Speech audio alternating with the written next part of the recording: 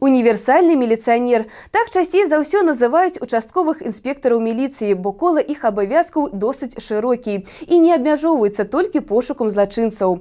Што ж усё ж такі хаваецца за працай участковага інспектара? Пра гэта і даведваліся нашы корэспандэнты. На працягу дня участковаму інспектару міліцыі Роману Галіновскаму даводзіцца абысці не адну кватэру, не адзін дом, пракантраляваць кожнага, які знаходзіцца на асаблівым кантролі, правесці з людзьмі прафілактычную размову, а таксама прыехаць на дапамогу да тых, хто ў гэтым мае патрэбу. Даручаная яму тэрыторыя Старашклоўскі сельсовет. Здесь в должности я уже 1,5 года, обслуживаю данный административный участок, на котором расположено 39 населенных пунктов и порядка 1600 человек. Сваёй працай Роман Валерьевич безумоўна вельмі задаволены, нягледзячы на ўсе яе цяжкасці і цяжбы. Аднак у дзяцінстве ён марыў быць пажарным, але жыццё вырашыло ўсё по-свойму. Вообще, мой отец служит в Министерстве по чрезвычайным ситуациям, он помогает людям. Хотелось так же, как он, приходить в нужный момент на помощь,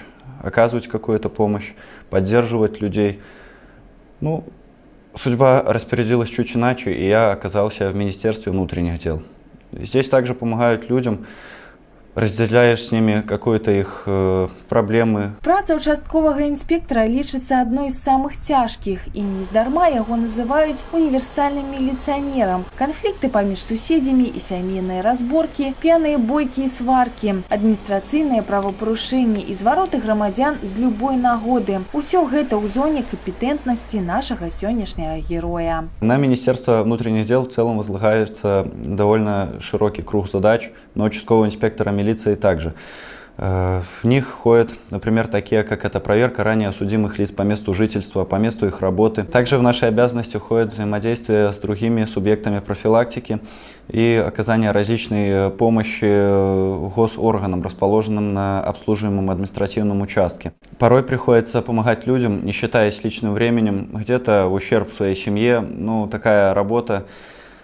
Просто со временем начинаешь понимать, что для того, чтобы люди относились к тебе как-то иначе, с хорошей стороны, помогали где-то тебе, подсказывали что-то, приходится с ними разделять их трудности, проблемы, ну и оказывать им поддержку какую-то. Асноўным клопатам пра чалавека заўсёды была абарона яго правоў, свабод, інтарэсаў і маёмасці, забеспячэнне і ўмацаванне правапарадку, прафілактыка і раскрыццё злачынстваў. Вядучую ролю ў выкананні дадзеных задач заўсёды адыгрывалі людзі няпростыя і часта незаўважныя на першы погляд прафесіі, участковыя. Пажадаем нашаму суразмоўцу поспехаў і цярпення ў яго нялёгкай, але вельмі патрэбнай прафесіі.